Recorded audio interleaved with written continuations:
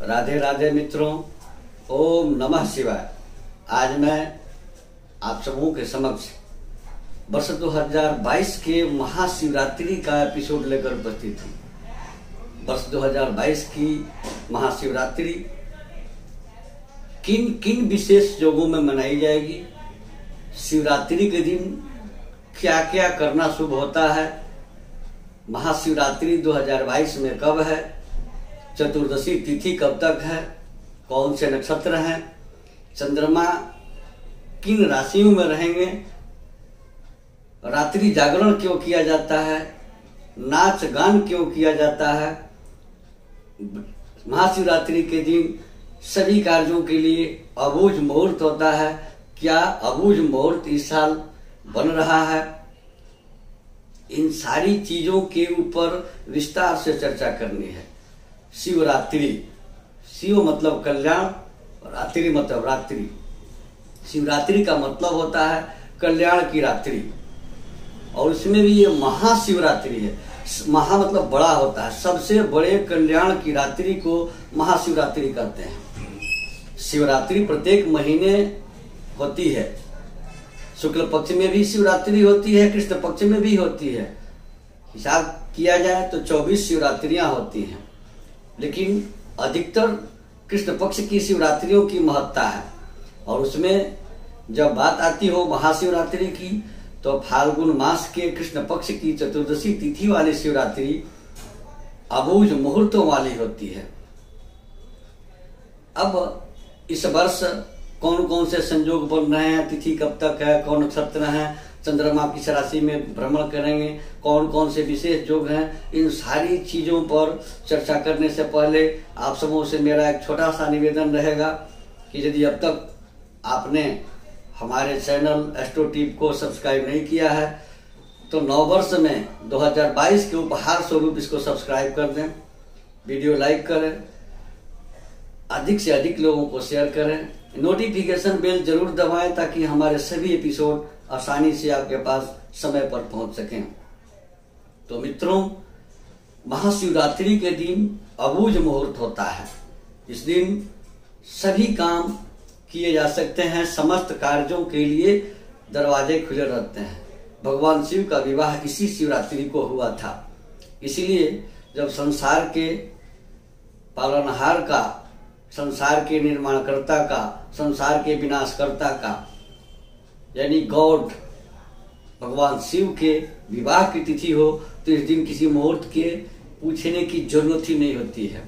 समस्त कार्यों के लिए मुहूर्त होते हैं, लेकिन संयोगवश वर्ष 2022 की महाशिवरात्रि के दिन पहले ही देवताओं के गुरु बृहस्पति अस्त हो गए हैं, और बृहस्पति के अस्त होने पर शुभ कार्यों की मनाही हो जाती है। खास करके वैवाहिक कार्य इस वर्ष की महाशिवरात्रि में नहीं किए जा सकेंगे।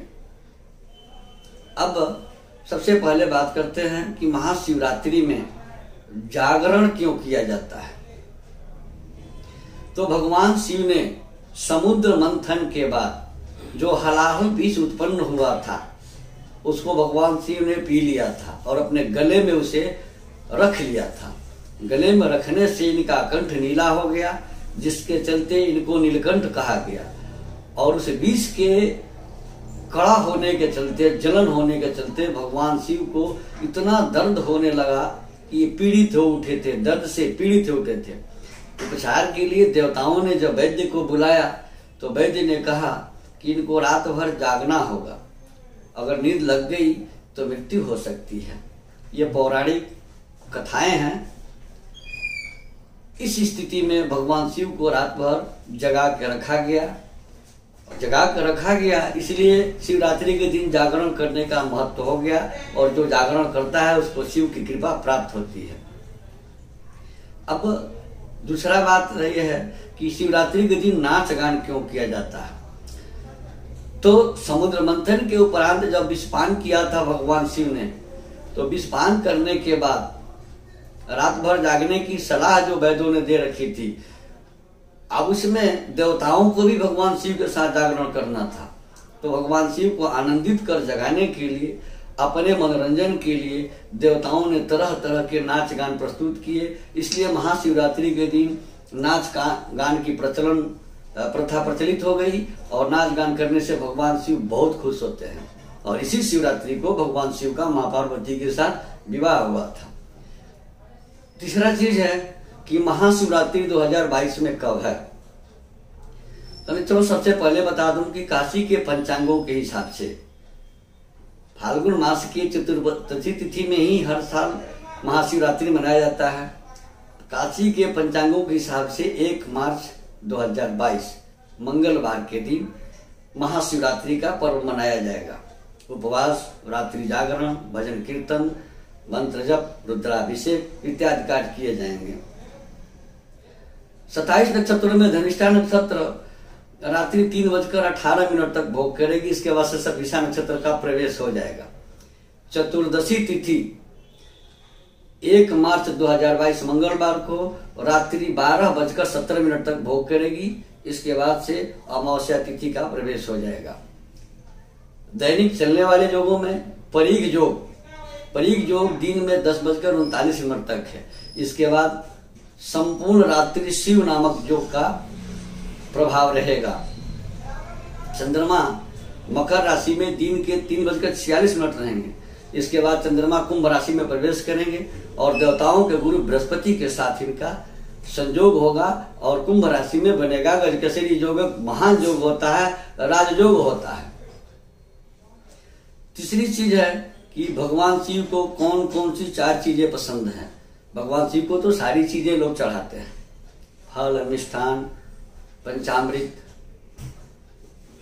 सिंदूर, रोरी, अबीर, चंदन, भस्म, जो जिसको समझ में आता है चढ़ाता है। लेकिन इनको विशेष प्रिय जो चीजें हैं वो 4 चीजें बहुत ही प्रिय हैं। भांग, धतूरा, बेलपत्र और अकवन, आकड़ा या आग का फूल। शास्त्रों में है कि मंदार माला कुलितालकाय कपाल मालांकृत शेखराय दिव्यांबराय च दिगंबराय नमः शिवाय च नमः शिवाय। अर्थात मंदार पुष्प, आंकड़े के फूल को चढ़ाने से भगवान शिव अति प्रसन्न होते हैं। धतूरे का फल और फूल चढ़ाने से सोने का फूल चढ़ाने का फल प्राप्त होता है। भगवान शिव को शिवरात्रि के दिन 1 बिल्वपत्र चढ़ाने से कोटि कन्या महादानम बिल्वपत्रम शिवार्पणम। भगवान शिव को 1 बिल्वपत्र चढ़ाने से करोड़ों कन्यादान का फल प्राप्त होता है। अश्वमेघ सहस्त्राणि वाजपेय शतानि च। अश्वमेघ सहस्त्राणि, हजारों अश्वमेघ यज्ञ का फल प्राप्त होता है भगवान शिव को 1 बिल्वपत्र महाशिवरात्रि के दिन चढ़ाने से। वाजपेय शतानि च, 100 वाजपेय यज्ञ करने का पुण्य प्राप्त होता है महाशिवरात्रि के दिन भगवान शिव को 1 बिल्वपत्र चढ़ाने से। शिवरात्रि के दिन उपवास पुरुष और स्त्री सभी कर सकते हैं। कुमारी कन्याएं अपने विवाह में आ रही बाधा के लिए महाशिवरात्रि का व्रत करती है और उनको लाभ मिलता है। संतानहीन दंपति संतान प्राप्ति के लिए भगवान शिव की उस दिन पूजा करता है। महाशिवरात्रि के दिन क्या क्या करना चाहिए? तो महाशिवरात्रि के दिन कुछ भी नहीं है तो अक्षत, जल, बम बम अर्थात शिव जी की पूजा हो गई। भावे वसत देवता, भगवान शिव देवादिदेव महादेव कल्याण के देवता हैं। इनको आशुतोष कहा गया है। आशु मन शीघ्र, तोष मन प्रसन्न। जो शीघ्र प्रसन्न हो जाए वो आशुतोष है।